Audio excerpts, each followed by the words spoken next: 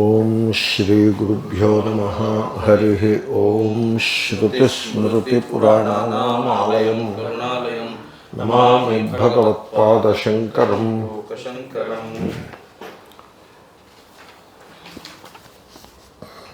ఆత్మా భాసాశ్రయాశ్చైవం ముఖాభాసాశ్రయా యథా గమ్యంతే శాస్త్రయుక్తిభ్యాం ఆభాసా సత్వమేవ చ.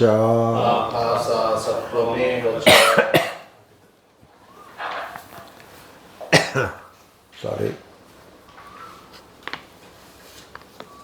అద్దంలో ముఖం కనపడింది కదా, అది వస్తువేమీ కాదు, అది దేని యొక్క ధర్మము కాదు. అంటే అది యథార్థం కాదు కనుక. ఏదైనా ఒకదానికి ధర్మం అవ్వాలంటే అది యథార్థం అవ్వాలి కదా. యథార్థమైతేనే ధర్మం అవుతుంది.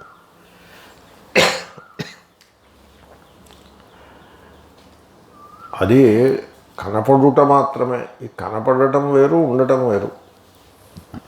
కనపడ్డదల్లా ఉన్నదని ఏమీ కాదు.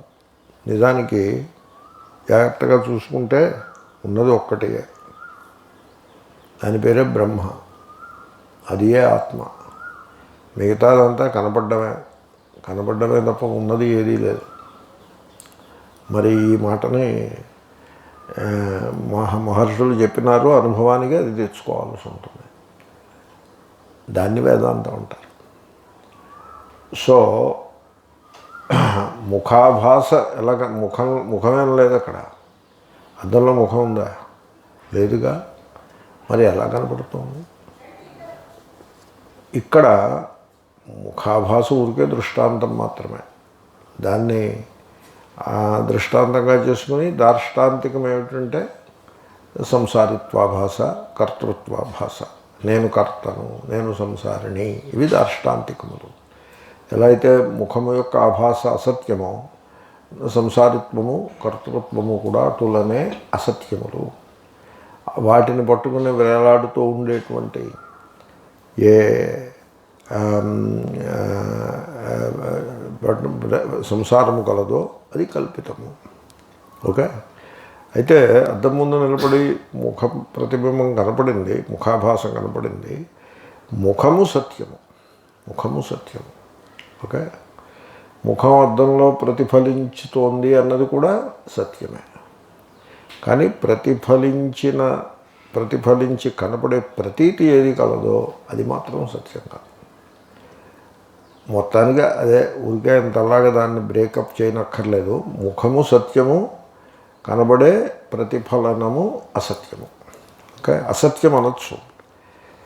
ఈ మధ్యకాలంలో ఇదో పెద్ద సమస్య అయిపోయింది. మిథ్య అని అంటారు. మిథ్య అంటున్నాడంటే వీడు తెలిసి మిథ్య అంటున్నాడేమో, అసత్యాన్ని మిథ్య అంటున్నాడేమో అని మనం అనుకోబోయే లోపల వాడు ఆ మిథ్యని ఇంకేదో అర్థం చెప్తాడు దానికి. అలాగంటే అరకొర వ్యవహారం పనికిరాదు. ఉందా లేదా పోనా అది చెప్పండి. ఉందా లేదా చెప్పండి. ఉందా లేదా దానికి చెప్పడం సమాధానం. దానికి సమాధానం చెప్పడు. ఉందనుకుంటే ఉంది, లేదనుకుంటే లేదు, ఏదో తలకిందులుగా అలాగే దాన్ని బీటింగ్ అరౌండ్ ది బుష్ అంటారు. You don't do that. శంకరులు అసత్యము, అసత్ నాస్తి అని అంటుంటే వాట్ ఈజ్ యువర్ ప్రాబ్లం? శంకరులకి లేని సమస్య మనకెందుకు? కనుక ముఖాభాస లేదు. అయితే ముఖాభాసని ఆశ్రయించుకుని ఏవేవో వ్యవహారాలు ఉంటూ ఉంటాయి. ఏదో అందంగా ఉంది, అందంగా లేదు, ఏవో వ్యవహారాలు ఉంటాయి. అవన్నీ కల్పితములే అవుతాయి. సరిగ్గా అదేవిధంగా దార్ష్టాంతికమునందు కూడా అహం కరోమి, అహంకర్త ఆర్ అహంకృత్ అది కల్పితము. ముఖం సత్యము. అలాగే ఇక్కడ ఆత్మ చైతన్యం మటుకు సత్యము. దాని యొక్క ఆభాసగా స్వీకరింపబడే అహంకృత్ కల్పితము అని చెప్తున్నారు. ఈ ఆత్మ యొక్క ఆభాసుని ఆశ్రయించుకుని ఉండేవారు జీవుడు అనేవాడు ఎక్కడి నుంచి వచ్చాడు? ఆత్మ అంతఃకరణమునందు ప్రతిఫలించుట వలన జీవుడు వచ్చినాడు. ఆ ప్రతిఫలనమే జీవునకు ఆశ్రయము. ఓకే. కాబట్టి ఆత్మ యొక్క ఆభాస ఆశ్రయముగా గల జీవులు, ముఖము యొక్క ఆభాస ఆశ్రయముగా గల ఇవి ఏవో ఉంటాయి కదండి, బాగుంది బాగులేదు ఇలాంటివి, అలాంటివి వలే అవి వాటితో దీనికి పోలిక పెట్టవచ్చును. ముఖము యొక్క ఆభాస ఎట్లు అసత్యమో ఆత్మ యొక్క ఆభాస కూడా అటులోనే అసత్యము. ఆత్మ మాత్రమే సత్యము, ముఖము మాత్రమే సత్యము. అయితే ఇక్కడ పని అయిపోయింది, ఇక్కడ జాబ్ అయిపోయింది. ఇప్పుడు శంకరులు ముఖ ప్రతిబింబం అలా ఎందుకు కనబడుతోందనే ఫిజిక్స్లోకి ఆయన వెళ్ళరు. He has done his job. Is not interested in the physics of that phenomenon. దాంట్లో ఉన్న ఫిజిక్స్ ఏమిటంటే కొద్దిగా మీరు అది కూడా తెలుసుకుని ఉంటే సరిపడుతుంది.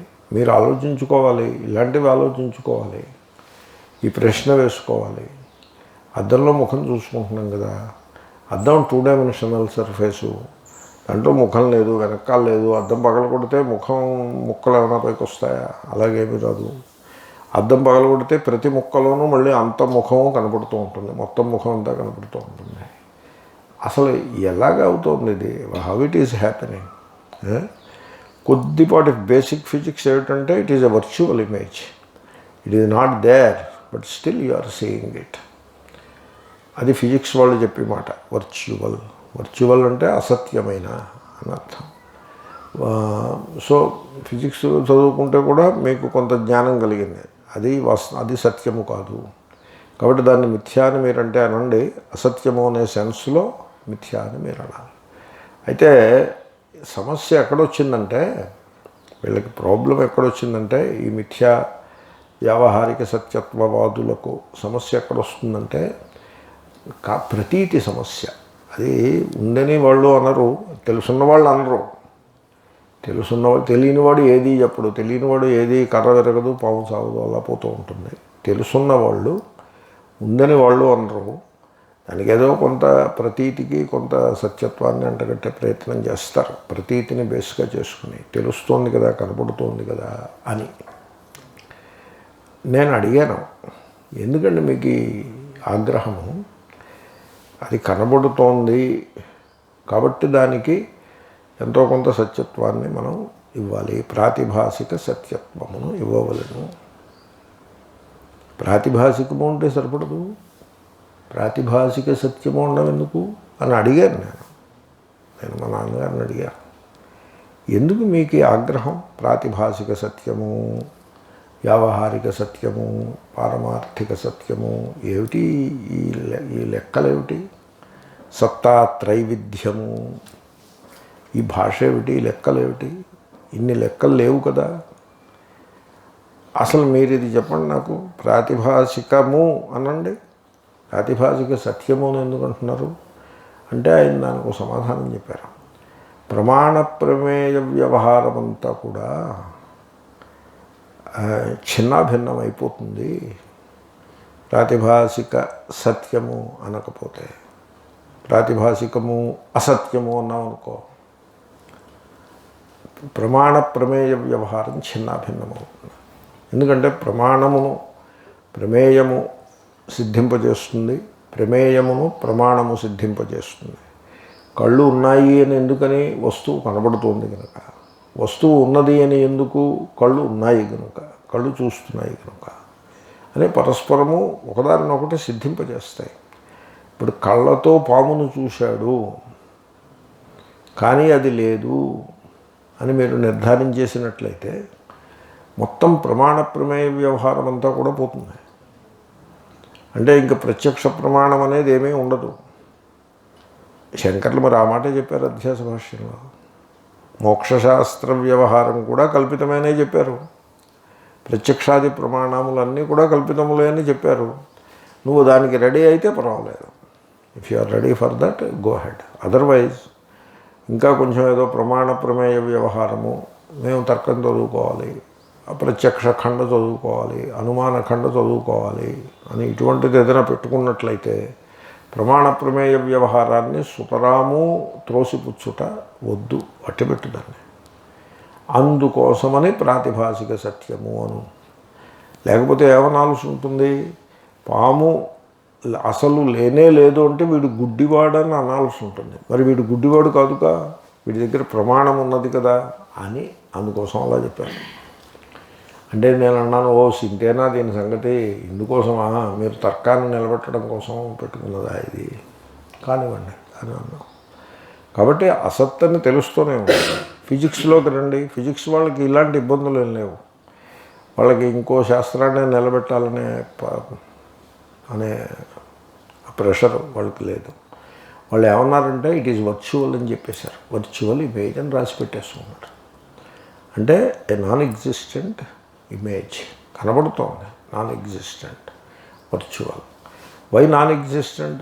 If it is existent, put it show me on the screen. You are not able to catch it on the screen, therefore non existent అని కొట్టుపరేశారు. Why it happens in the first place? A non existent thing, why it appears, ఎందుకు ఇది కనపడుతోంది అన్నట్లయితే, అది పిల్లవాడి ముందు అద్దం పెడితే వాడికి కనపడదు. అంచేతనే పిల్లవాడికి అద్దం చూపించొద్దంటారు. ఎందుకంటే వాడి ముందు అద్దం పెడితే వాడి ముఖం వాడికి కనపడదు. మరి ఏం కనపడుతుందో చెప్పలేము. ఏం కనపడుతుందో అలా చెప్తారు? You cannot say it. ఎందుకంటే పిల్లవాడిలో అద్దం ఎదురుకుండా పెట్టినప్పుడు ఏది కనపడిందో దాని యొక్క అనుభవము పిల్లవాడిలో రికార్డ్ అవ్వదు. ఎందుకు రికార్డ్ అవ్వదు? వాళ్ళు మనస్సు లేదు కనుక. ఇంకా బ్రెయిన్ సెల్స్ ఎక్స్పీరియన్సెస్ని రికార్డ్ చేయటం మొదలు పెట్టలేదు. అవి ఇంకా గ్రో అవ్వాలి. Therefore there is no recording of that experience. And therefore how can you say what kind of experience it is? If it is recorded, మీకు స్మృతి ఉంటుంది. మీ బాల్య స్మృతులు మీకు 7వ సంవత్సరమో 6వ సంవత్సరమో చిన్న చిన్న స్మృతులు ఉంటాయి. ఎందుకంటే అప్పుడప్పుడే రికార్డ్ అవుతున్నాయి. చాలా మటుకి చెరిగిపోతుంది. ఏదో చిన్న స్మృతి ఉండే అవకాశం ఉన్నది. రికార్డు కాకపోతే స్మృతి అనేది ఉండదు. రికార్డు కాకుండా స్మృతి అనేది ఉండదు. రికార్డ్ అవ్వాలి. రికార్డ్ అవ్వాల్సినటువంటి మెకానిజం ఇంకా గ్రో కాలేదు, డెవలప్ కాలేదు అది పిల్లవాళ్ళలో. అయితే మరి ఏమవుతుంది? దీని మీద కొంత రీసెర్చ్ చేశారు వీళ్ళు. అంటే పెద్దవాడి బ్రెయిన్కి ఏవో ఎలక్ట్రోడ్స్ ఏవో పెట్టి వాడి ముందు ఒక వస్తువు పెట్టి ఆ వస్తువు యొక్క కాగ్నిషన్ ఏ విధంగా అక్కడ ఒక కాగ్నిషన్ అనే ఒక ప్రాసెస్ అవుతోంది కదా, దాన్ని రికార్డ్ చేస్తారు. That is all they do. Some kind of a graph. That graph represents a very positive cognition. అదే ఎక్స్పెరిమెంట్ పిల్లవాడికి చేసి చూడండి. వాడి ముందు ఆ వస్తువు పెట్టి వాడు చూస్తూ ఉంటాడు పిల్లవాడు. And see what happens to the brain. Something is happening. But ఈ పెద్దవాడికి వచ్చిన కాగ్నిషన్ మాత్రం అక్కడ లేదు. సో వాళ్ళు ఎలా డిస్క్రైబ్ చేశారంటే, ఎక్స్పెరిమెంట్ చేసి పేపర్లో, సైన్స్ పేపర్లో, some kind of a fuzzy thing is happening in the brain, some kind of a wheezing kind of a thing is happening in the brain. It is not a well-formed cognition. It is very fuzzy and very confusing. That is how it is అని చెప్పారు. పిల్లవాడికి ముఖం ఉండదు. అర్థమైందండి? అంటే ఏమవ్వాలన్నమాట, brain సెల్స్లో ఆ 3 డైమెన్షన్ని recognise 3 dimensional habit రావాలి. పిల్లవాడికి ఇంకా ఉండదు అది 3 డైమెన్షన్స్ని. ఎందుకంటే మనకి కనపడేదంతా 2 డైమెన్షన్స్ కనపడుతూ ఉంటాయి. కానీ దాన్ని 3 డైమెన్షన్ కింద మార్చుకోవటం.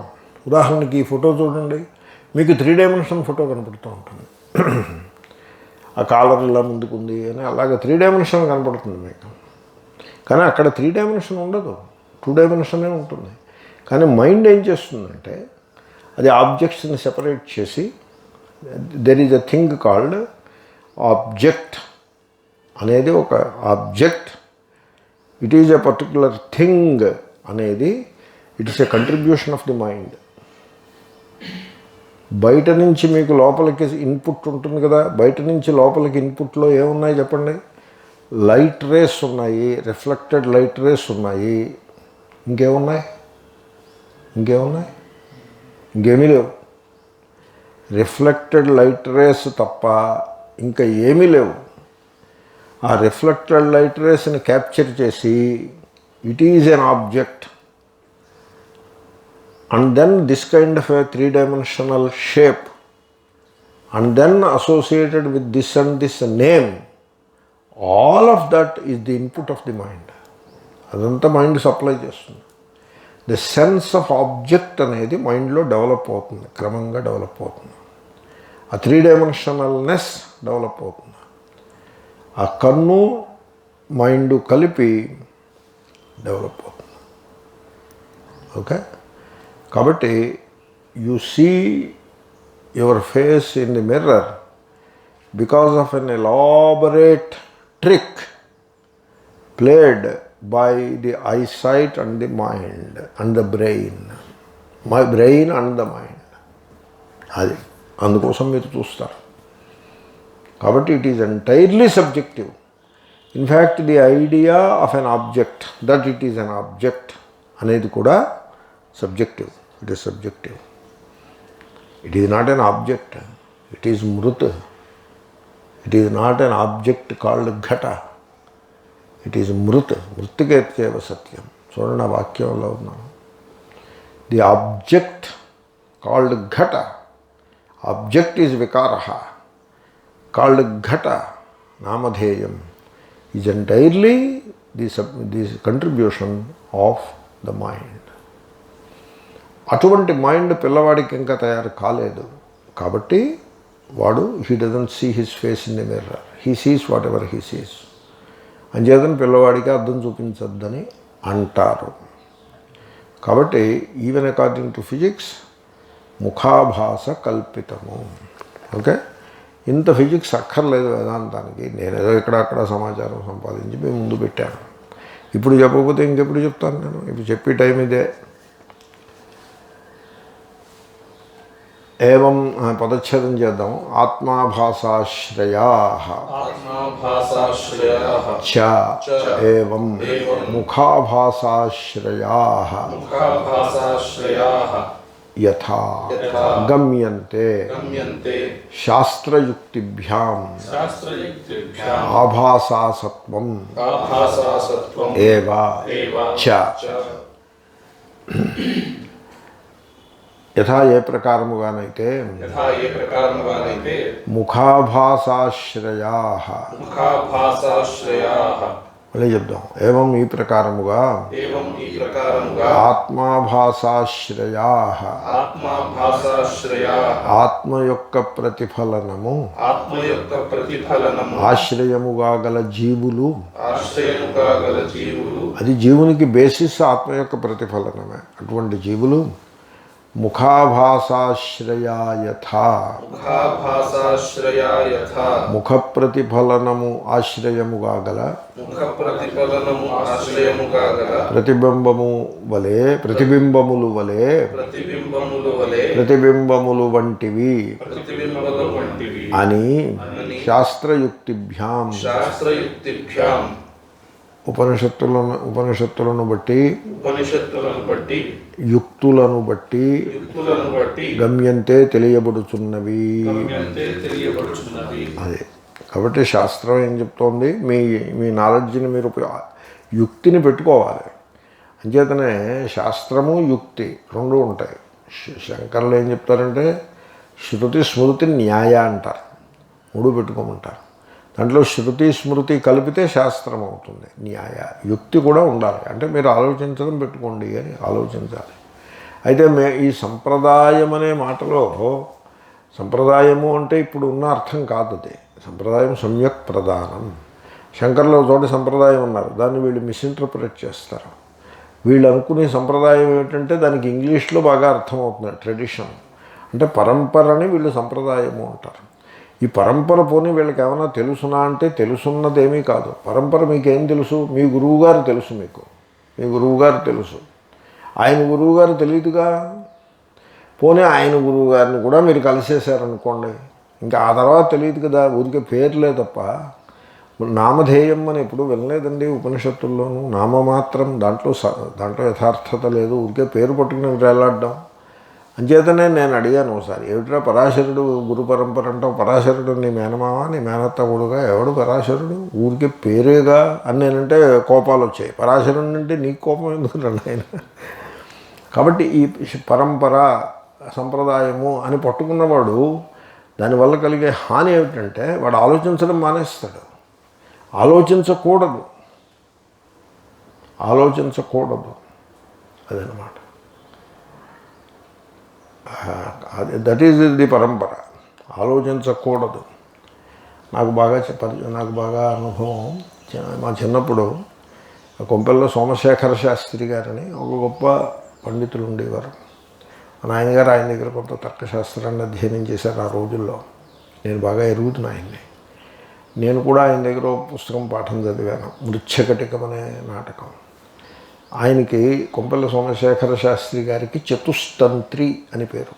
అంటే 4 తంత్రములు అంటే శాస్త్రములలో దిట్ట.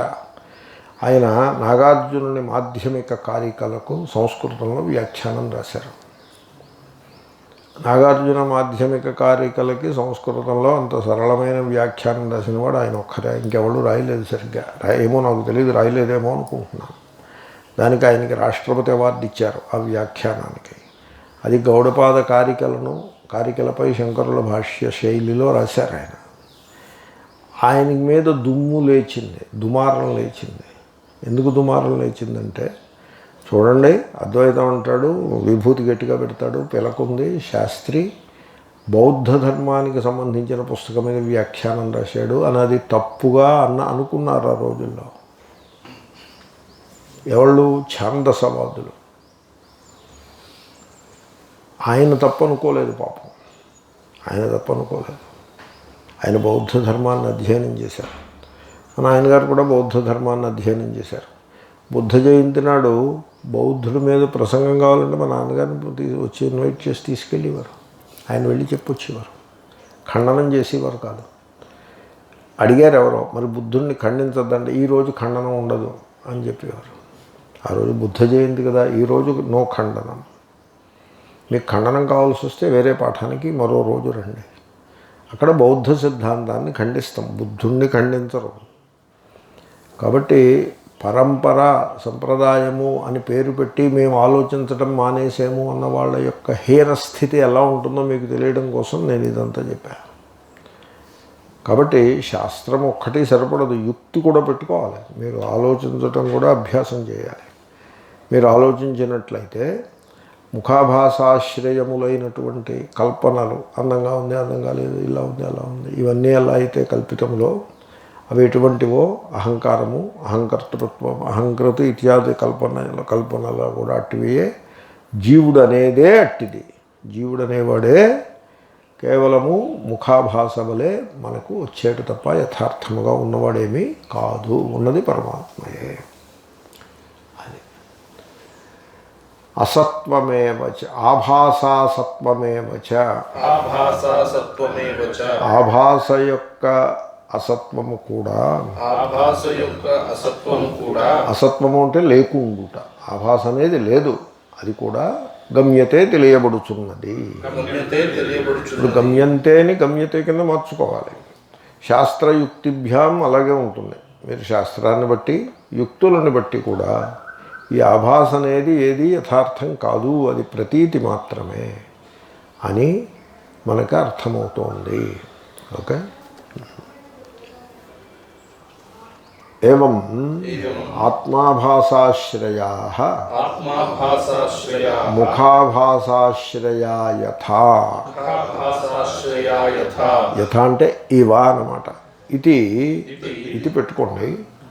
ఆభాసాసత్వమేవచ శాస్త్రయుక్తిభ్యాం గమ్యంతే. అది అసలు దీంట్లో ఇంకొక చిన్న విచారం కూడా లేకపోలేదు. ఏమంటే అహం కరోమి అనేది ఆభాస. అహంకృత్, అహంకర్తృత్వం అనే జీవుడి యొక్క మరొక మాట. జీవుడికి డెఫినేషన్ ఏమిటి?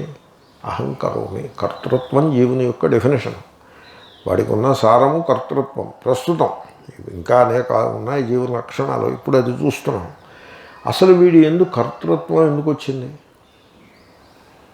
ఆలోచించండి. మీరు సూక్ష్మంగా ఆలోచించినట్లయితే వీడి యందు కర్తృత్వం ఎందుకు వచ్చిందంటే, వీడు తన యందు పరిచ్ఛిన్నత్వాన్ని అనుభవిస్తాడు. నేను పరిచ్ఛిన్నుడను. ఎందుకు పరిచ్ఛిన్నుడనైనాను అంటే ఈ పరిచ్ఛిన్నత్వము దీంట్లో మళ్ళీ 2 లెవెల్స్ ఉన్నాయి. ఒకటి, నేను ఈ దేహాభిమానము ఉండుట వలన దేహము పరిచ్ఛిన్నము కనుక నేను పరిచ్ఛిన్నుడను. దేహము రోగము గలదైతే నేను రోగిని, అలా అయిపోతాడు. ఇది చాలా యూనివర్సల్ పరిచ్ఛేదం. అది ఒక కేటగిరీ పరిచ్ఛేదం వీడు అనుభవిస్తూ ఉంటాడు. ఇది అందరికీ సమానంగా ఉంటుంది. అంచేత అంత ప్రామినెంట్ కాదు అది. ఇప్పుడు అందరూ నల్లవాళ్ళు ఉన్నారనుకోండి, వాళ్ళలో ఒక నల్లవాడు ఉంటాడు, నేను నల్లవాడిని అని వాడేమీ ఫీల్ కాడు కదా.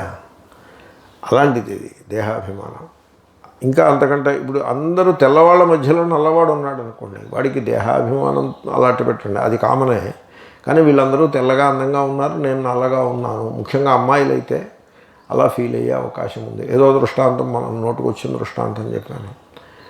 కాబట్టి తనను ఇతరులతో పోల్చి చూసుకుని, దేంతో పోలిక ఏ అంశాలలో అందరికీ దేహాభిమానం ఉంది, నాకు ఉందన్న చోట పోలికే లేదు. అది అందరికీ కామన్ గ్రౌండ్. అది ఓవర్ అండ్ అబౌవ్ దాట్ వాడు తెల్లగా ఉన్నాడు, నేను నల్లగా ఉన్నాను అని ఒక పోలిక.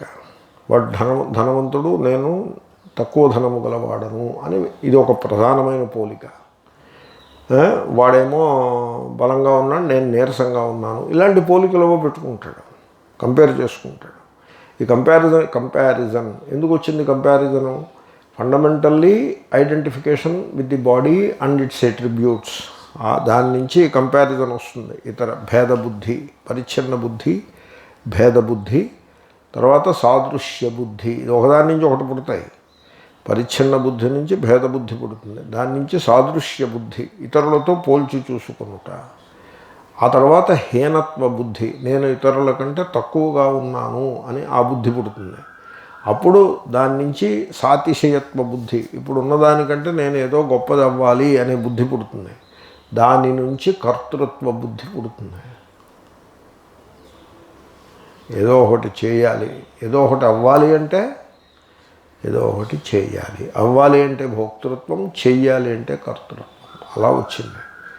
కాబట్టి ఇది ఏదో పెద్ద పరమార్థం అన్నట్టుగా కనపడుతుంది తప్ప దాని యందు ఏమీ వాస్తవికత లేదు. ఓకే. ఆత్మాభాసాశ్రయాశ్చైవం ముఖాభాసాశ్రయా యథా గమ్యంతే శాస్త్రయుక్తిభ్యాం ఆభాసా సత్వమేవ చ న దృశేరవికారిత్వాత్ ఆభాసస్యాప్యవస్తుతః నాచిత్వాదహంకర్తుః కస్య సంసారితా భవేత్. సంసారిత్వము ఎవడికి? ఎందుకు అలా అంటారంటే సంసారం అంటూ ఏముండదు, సంసారియే ఉంటాడు. సంసారం అంటూ ఏముండదు, సంసారియే ఉంటాడు. ఆభాస అక్కడే ఉండదు. నేను నా ముఖం బాగులేదని ఏడుపు ముఖం పెట్టి కూర్చున్నవాడే ఉంటాడు, అంతే తప్ప ఆభాస ఏమి ఉండదు అక్కడ. అలా చూసుకోవచ్చు. ఎక్కడైనా సంసార హాని వచ్చిందనుకోండి, అప్పుడు కల్పితమైన సంసారం అని అలాగే తెలుస్తూనే ఉంటుంది. ఈ సంసారిత్వము ఎవరికి? వీళ్ళు ఏం చేస్తారంటే సంసార అన్నామనుకో, జీవుడు సంసారము అన్నామనుకో, అప్పుడు ఈ జీవునకు ఈ సంసారం వచ్చి అతుక్కునేటువంటి ఒక ధర్మము అన్నట్టుగా భాషిస్తుంది. It may not be so. The very character of being a జీవ ఈ సంసార. వాడు అంటే హిజ్ వెరీ బీయింగ్ ఈజ్ సంసార. వాడు తన పరిచ్ఛేద భావనయే వాడికి సంసారం. అంచేతను ఆ సంసార అనే దాన్ని వేరే చెప్పకుండా సంసారి అయిన జీవుని యొక్క ధర్మము సంసారిత్వం అని వాడి పర్సనాలిటీలో చొప్పిస్తారు దాన్ని. ఓకే.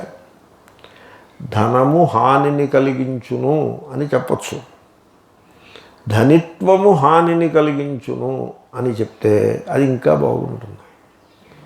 ఎందుకంటే ధనం బయట ఉంటుంది, ధనిత్వం వాడి పర్సనాలిటీలోకి వెళ్తుంది, అది హానిని కలిగిస్తుంది. ఫర్ సమ్ రీజన్ ధనము బయట ఉన్నప్పటికీ ధనిత్వం వాళ్ళు లేదనుకోండి, హాని ఏమీ ఉండదు. అలాగా కాబట్టి మనకి పంచభూతాలు మనల్ని సంసారుని చేయవు. మనల్ని సంసారుని చేసేది ఏమిటంటే మన యందు మనం పెట్టుకున్న కాల్పనికమైన కర్తృత్వం మటుకే. వాటెవర్ బంధము కాల్పనికమైన బంధము మాత్రమే. ఇప్పుడు ఈ సంసారి ఎవరు అని అడిగారు.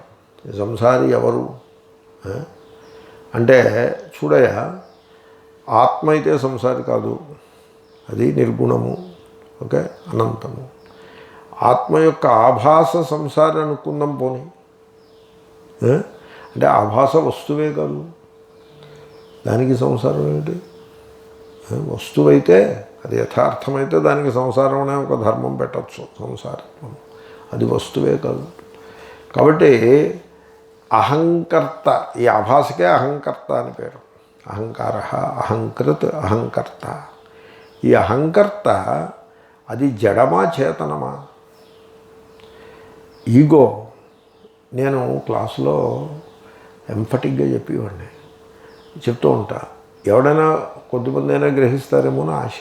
బుద్ధిమంతులు ఉంటారు కదా, సరే 100 మందిని కూర్చోబెట్టి పాఠం చెప్పినప్పుడు ఎంతమంది గ్రహించారు ఎంతమంది లేదు అంటే మనం ఏం చెప్తాం, కానీ కొంతమంది అయినా గ్రహిస్తారేమో అని ఆశ.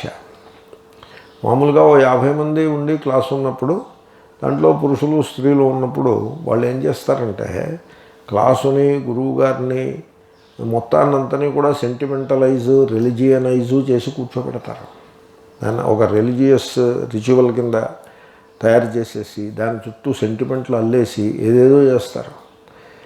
వాళ్ళకి అలా తయారు చేసి పెట్టిన వాళ్ళకి క్లాసులో లభించేది చాలా తక్కువ ఉంటుంది, అది ఏమీ ఉండదు కూడా. సరే, నేను చెప్పేవాడిని, చూడు ఈగో ఉంది, look at this ego. What is ego? You please understand, ego is a thought అని చెప్పేవాడిని. ఇప్పుడు ఘట ఉందండి, ఇట్స్ ఎ థాట్. థాట్ అంటే that doesn't disturb you that much. I mean it doesn't weigh upon you. Thought అనేది మీ మీద ఒక బరువులాగా ఏమి ఉండదు. Whereas ego is a heavy, very heavy it is. But suppose you understand, ego is also a thought, nothing more than a thought. అంటే ఏమిటి? మీరు ఆ డైరెక్షన్లో థింక్ చేసినప్పుడే ఈగో ఉంటుంది. మీరు థింక్ చేయకపోతే ఈగో ఉండనే ఉండదు. It is that simple. It has no heaviness, it has no roots, it has no strength, it has nothing. You give some reality to it by thinking about it. It is a thought. Ego is a thought.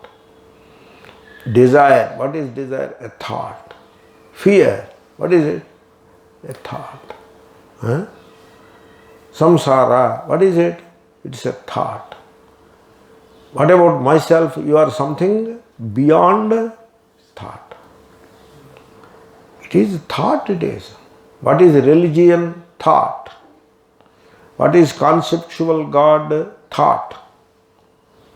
అంచేతనే గాడ్ని, ఆత్మ కంటే భిన్నమైన గాడ్ని కనుక నువ్వు తయారు చేసి పెడితే ఆ గాడ్ కాన్సెప్చువల్ అయిపోతాడు, థాట్ మేడ్ గాడ్ అవుతాడు.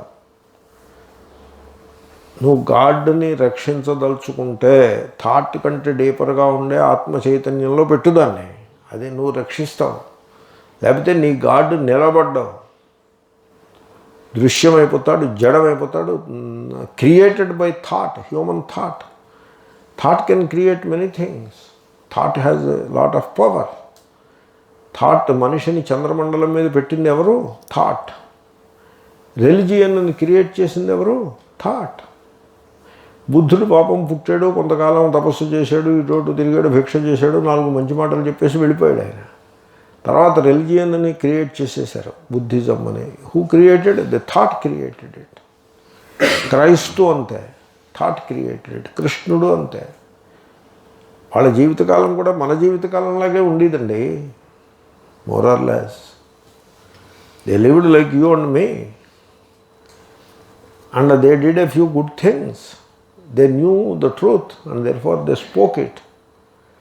వీళ్ళు వాళ్ళ చుట్టూ రిలిజియన్ అని క్రియేట్ చేశారు. Who? The thought created. The అహంకర్త అనేది, what is that? Ego. It's a thought. నా థాట్ చేతనమా జడమా? జడము, చేతనం కాదు అది.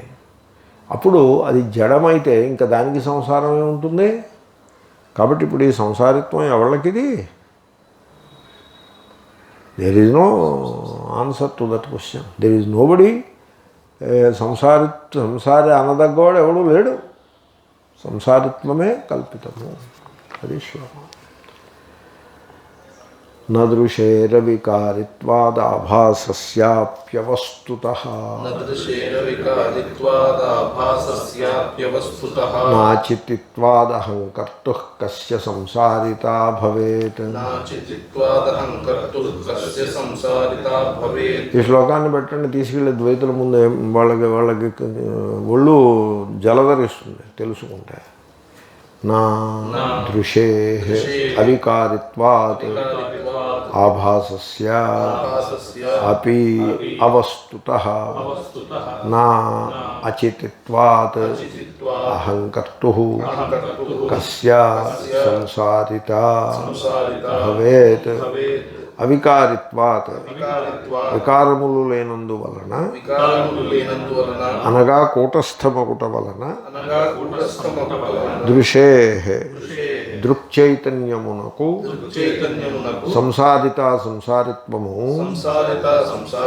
నా ఉండదు. అదే ఓకే. కాబట్టి ఈ మొట్టమొదట నకారం ఉంది కదా, ఆ నకారం పూర్వ నకారం ఆదాయ అన్వయ. మంచిది. ఈ నకారాన్ని మీరు అంతటా పెట్టుకుంటుండి, ఆయన సలహా చెప్తున్నాడు, అలాగే పెట్టుకుంటాం. కాబట్టి కూటస్థ చైతన్యానికి సంసారం ఏముంటుందండి? మీరు కూటస్థ చేతనలు, మీ లోపల ఉండే చైతన్యము అది ఎప్పుడూ ఒక్కలాగే ఉంటుంది. మీరు చూసుకోండి, మీరు వెరిఫై చేసుకోండి. నేను మెడిటేషన్లో చెప్పాను కూడాను, మళ్ళీ చెప్తాం. అది మెడిటేషన్లో అవే చెప్తూ ఉంటాం, ఇంకేం కొత్తగా ఎక్కడి నుంచి కొత్తగా అక్కర్లేదు కూడా. సో కూటస్థ చైతన్యము నేను అనేటువంటి ఆ సాక్షి చైతన్యానికి సంసారమే ఉండదు. ఆభాసస్యాపి అవస్తుతః యథార్థ వస్తువే కానందువలన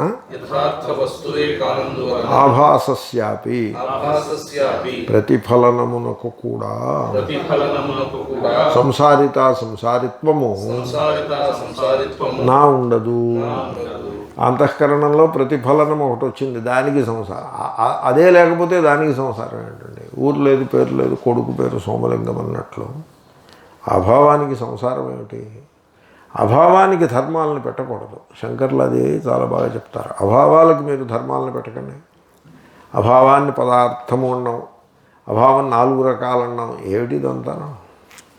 ఉన్నదానికి ఇలాంటి మాటలు ఉంటాయి తప్ప లేని దానికి ఇలాంటి మాటలు ఉండవు. ఆ అభాస అది లేనే లేదు, అది దానికి సంసారం ఏమిటి? అహంకర్తు అహంకారమునకు అచితిత్వాత్ చైతన్యమే కానందువలన జడమగుట వలన సంసారిత సంసారిత్వము నా లేదు. సంసారిత సంసారిత్వము కస్య ఎవనికి భవేతు ఉండును. అదే ఇప్పుడు మీరు చూడండి, నేను అల్పుడను, అల్పత్వ బుద్ధి. సరే, దేహాభిమానం అందరికీ కామన్ గ్రౌండ్, అది పక్కన పెట్టండి. నేను అల్పుడను. ఎందుకు అల్పుడను? వాడు పిహెచ్డీ చేశాడు, మేము ఎంఎస్సి మాత్రమే చదువుకున్నాం. నేను అల్పుడను అని నేను అనుకునేవాడిని ఒకప్పుడు. అందుకోసమే నేను పిహెచ్డీ చేశాను. మీకున్న రహస్యం చెప్పేస్తున్నాను. నేను నాలో ఒక అల్పత్వ బుద్ధి ఉండేది. నన్ను మా బాస్ అడిగాడు, ఏమిటి అలా నిరుత్సాహంగా ఉన్నావు ఏమిటని. అంటే I got this obsession of PhD అని చెప్పాను. ఓ అలాగా. ఆయన ఏమనలేదు అంతకంటే. ఎందుకని ఈ అబ్సెషన్ ఆఫ్ పిహెచ్డి ఎందుకు వచ్చింది? హాయిగా జీవితం గడపచ్చు కదా అంటే, ఎవడో చుట్టూ 10 మంది పిహెచ్డి వాళ్ళు ఉండేవారు. మనకి పిహెచ్డి లేదు. మనం వాళ్ళకంటే మంచి వర్క్ చేసినా కూడా లేదు. అది దాంట్లో పెద్ద సమస్య. ఈ అల్పత్వ బుద్ధి. ఈ అల్పత్వ బుద్ధి దేనికి దారితీసింది? స్ట్రగల్. అల్పత్వ బుద్ధి ఎందుకు వచ్చింది? కంపారిజన్, సాదృశ్యాన్ని బట్టి అల్పత్వం వచ్చింది. దాన్ని బట్టి struggle to become something. So ఆ విధంగా ఊరికే దృష్టాంతం చెప్పాను, ఏమనుకోకండి. నేనేదో పిహెచ్డీ చేశానని మీకు చెప్పడం నా అభిప్రాయం కాదు. స్ట్రగల్. మనం స్ట్రగుల్ అయినప్పుడు అంటే నేను ఏదై ఉన్నాను, నేను ఏది అవ్వాలి అని స్ట్రగుల్. ఈ స్ట్రగుల్ ఎక్కడి నుంచి పుట్టింది? అల్పత్వ బుద్ధి నుంచి పుట్టింది. ఈ అల్పత్వ బుద్ధి ఎక్కడి నుంచి పుట్టింది? Thought is like that. జడం అదంతా, దాంట్లో సారమేమీ లేదు. అప్పుడు నేను అది అవ్వాలి, నేను ఇది అవ్వాలి అని స్ట్రగుల్ అవుతూ ఉంటాడు. Suppose you understand the whole process of struggle. Suppose this is the process of struggle అని అండర్స్టాండ్ చేసుకున్నారనుకోండి, మీరు there will be total emancipation. Right అండి, మీరు స్ట్రగుల్ నుంచి బయటపడిపోతారు. మీకు స్ట్రగుల్ ఉండదు నిజంగా. ది ఎంటైర్ ప్రాసెస్ ఆఫ్ స్ట్రగుల్ని మీరు అండర్స్టాండ్ చేసుకోవాలి. అహంకర్త. ఆ స్ట్రగుల్కి, ఘర్షణకి మరో పేరు అహంకర్త. కాబట్టి ఆ ఎంటైర్ ప్రాసెస్ ఆఫ్ స్ట్రగుల్ని మీరు అర్థం చేసుకుంటే మీలో అహంకారం పోతుంది. అహంకారం పోతే ఏమవుతుంది? నేను మీకు నిన్న చెప్పాను చూడండి దృష్టాంతం. నిన్న ఎప్పుడో చెప్పాను. పడవ సామగ్రి నిండా ఉంది, ఖాళీ పడవ కాదు, సామగ్రి నిండా ఉంది. అంటే ఆ కీల్ వాటర్లోకి డిప్ అయి ఉన్నది, హెవీ లేడన్. కానీ సరంగు అలా సుట్టగాల్చుకుంటూ ఆ ఊరికే దిశానిర్దేశం చేస్తాడు. ఆ పడవ ఇటు వెళ్ళకుండా, ఇటు వెళ్తే ఒడ్డు వస్తుంది, అటు వెళ్తే ఒడ్డు, మధ్యలో పోవాలి. అది అలాగా అలా ఆ చుక్కాని దగ్గర చేయి పెట్టుకుని ఇలా పెడతాడు. చేయ చుక్కాని దగ్గర ఇంకే ఇలా పెడతాడు. చేయ ఎడం చేయి పెడతాడు. కుడి చేతితో ఏం చేస్తూ ఉంటాడు? చుట్టగాల్చుకుంటూ ఉంటాడు. చుట్టూ ప్రకృతిని, సౌందర్యాన్ని ఆస్వాదిస్తూ ఉంటాడు. పడవ ముందుకి ఎదురు ప్రవాహానికి వెళ్తూ ఉంటుంది. ఎవళ్ళు మోసుకెళ్తారు పడవని? విండ్. ఆ చుక్కాని ఎలా ఉందంటే గాలితో నిండి ఉన్నది. చుక్కాని ఇలా ఉంది. చుక్కాని because it is filled with air. గాలి తీసుకెళ్ళిపోతూ ఉంటుంది. Is there any struggle for that సరంగు? లేదు. అలాగే ఈ ఉపాధి యందు కర్తృత్వం అనేది, అహంకర్త అనేది లేనప్పుడు ఆ ఉపాధి వల్ల అవ్వాల్సిన పనులన్నీ అయిపోతూ ఉంటాయి. ఏ పని ఆగదు. ఎందుకని? ఆ మహాశక్తి ఇక్కడ ప్రతిఫలిస్తూ ఉంది. చక్షుషశ్చక్షు, శ్రోత్రస్య శ్రోత్రం, మనసో మనః, ప్రాణస్య ప్రాణ. అది అలాగ ప్రతిఫలిస్తూ ఉంటుంది. అది అన్నీ the natural thing happens naturally. అన్ని పనులు అయిపోతూ ఉంటాయి, ఏది ఆగదు. కానీ చేయించేది ఆ మహాశక్తి చేయిస్తూ ఉంటుంది. అహంకర్త ఉండడు. ది సోకాల్డ్ చేతనుడు, దృక్స్వరూపుడు అలాగా నిశ్చింతగా విశ్రాంతిగా ఉంటాడు. అది జీవన్ముక్తి అంటే. కాబట్టి ఏం చేయాల్సి ఉంటుందంటే, మీరు ఏం చేయాల్సి ఉంటుందంటే, మనస్సు అది ఎండ్లెస్గా తనకి తాను ఒక స్ట్రగుల్ని క్రియేట్ చేసుకుంటూ ఉంటుంది. ఎండ్లెస్గా స్ట్రగుల్ని క్రియేట్ చేసుకుంటుంది. ఇప్పుడు నేను ఇలా కూర్చుని ఇక్కడ చక్కగా మీలాంటి చక్కటి విద్యార్థులకు పాఠం చెప్తూ నేను స్ట్రగుల్ని క్రియేట్ చేసుకోవచ్చు. ఏమిటో చెప్పమంటారా స్ట్రగుల్? అమెరికా ఎప్పుడు వెళ్ళాలి, అమెరికా ఎప్పుడు వెళ్ళాలి, అమెరికా ఎప్పుడు వెళ్ళాలి, విమానాలు ఎప్పుడు మొదలవుతాయి, టికెట్ ఎప్పుడు వస్తుంది అని స్ట్రగుల్ క్రియేట్ చేసుకోవచ్చు. రూపాయల్లో ఏముంది, డాలర్లలో ఉంది అసలు మజా అంతా కూడా. రూపాయి అంటే రూపాయి కాగితం కనపడదు కూడా అక్కడ. డాలర్ కాగితాలు అబ్బో, వాటి విలువ మీకు తెలియదు. డాలర్ కాగితం ఉంటే మెక్డానల్డ్కి వెళ్ళి సీనియర్ సిటిజన్ అయితే మెక్కెఫే అని ఒకటి ఉంది, coffee, good coffee, 60 cents. Dollar ఇస్తే 40 cents వాపస్ ఇస్తాడు. Good coffee you can have. Dollar విలువ. రూపాయి కాగితం ఎప్పుడైనా చూసారా మీరు? కాబట్టి డాలర్లు కావాలి కానీ రూపాయల్లో ఏముంది? This is how I can create a struggle for my self. Struggle create చేసుకున్నాను అనుకోండి, అప్పుడు పాఠాలు ఉంటాయి, భిక్షలు ఉంటాయి, అన్ని పనులు ఉంటాయి, బిల్లులు కట్టడం ఉంటుంది, అన్నీ ఉంటాయి, స్ట్రగుల్ కూడా ఉంటుంది. Suppose I don't do things happen. కాబట్టి థింగ్స్ హ్యాపెన్ అని మీరు ఎప్పుడైతే ఆ విండ్ దాంట్లో బట్టి విండ్ అలాగా సేలింగ్, మీకు అర్థమైంది కదా, boat, there is no struggle. ఈ దృష్టాంతం ఎందుకు చెప్పారంటే, it is up to you to create struggle, or it is up to you stop creating struggle.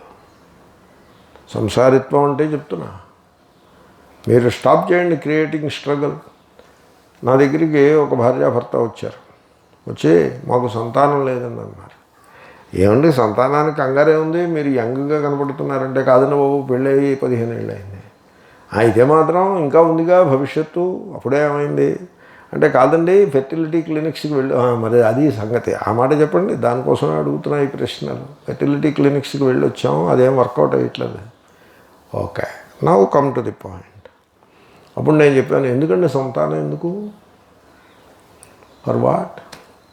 మీరు ఒక పని చేయండి, మీరు 10 మందిని సంతానం ఉన్న వాళ్ళని, మీకు బాగా మీతో మనసు విప్పి మాట్లాడే వాళ్ళని 10 మంది దొరకడం కష్టం, పోనీ 3 సెలెక్ట్ చేసుకోండి. మీతో మనసు విప్పి మాట్లాడాలి వాళ్ళు మీరు ప్రశ్న వేస్తే వాళ్ళు కూడా ఆలోచించుకుని మీకు సమాధానం చెప్పాలి, మనసు విప్పి మాట్లాడాలి. 3 సంతానం గల దంపతుల్ని మీరు లెక్క వేసుకోండి.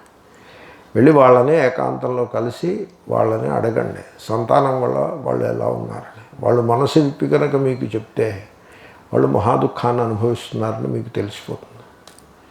ఎందుకు మీకు ఈ సంతానం అనేటువంటి ఈ రంధి అంటారు, ఈ రంధి మీకు ఎందుకు? Can't you live happily? ఈ జగత్తులో ఉన్న పిల్లలందరూ మన పిల్లలే కదా, మనకంటూ మళ్ళీ ఒక పిల్ల సపరేట్గా ఉండాలా? ఇదంతా కూడా అహం అనే అహంకారం, ఈగో యొక్క స్ట్రగుల్. అది మీరు ఎందుకు ఇలాగా ఇబ్బంది పడుతున్నారు అనేదో నా ధోరణిలో నేను చెప్పా.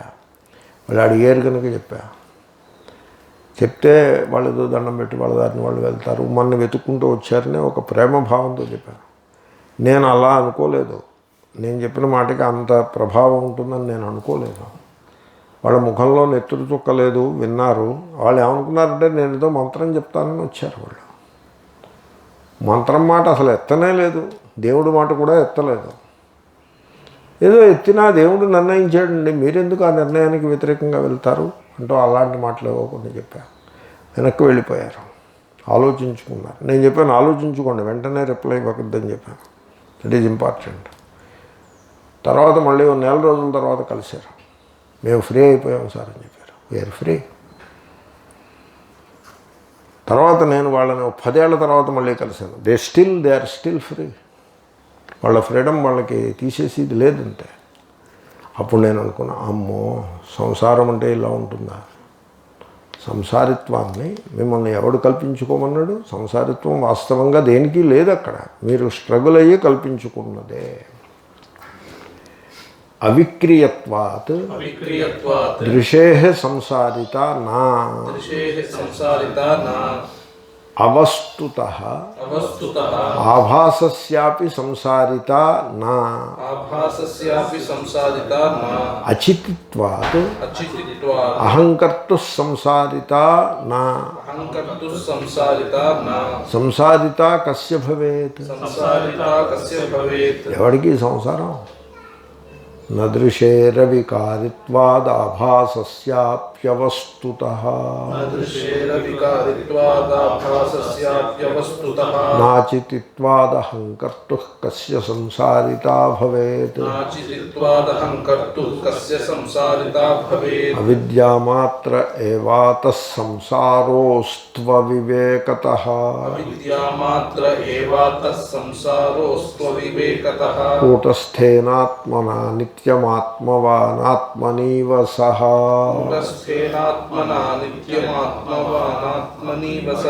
రేపు చూద్దాం. ఓం పూర్ణమదః పూర్ణమిదం పూర్ణాత్ పూర్ణముదచ్యతే పూర్ణస్య పూర్ణమాదాయ పూర్ణమేవావశిష్యతే. ఓం శాంతి శాంతి శాంతి.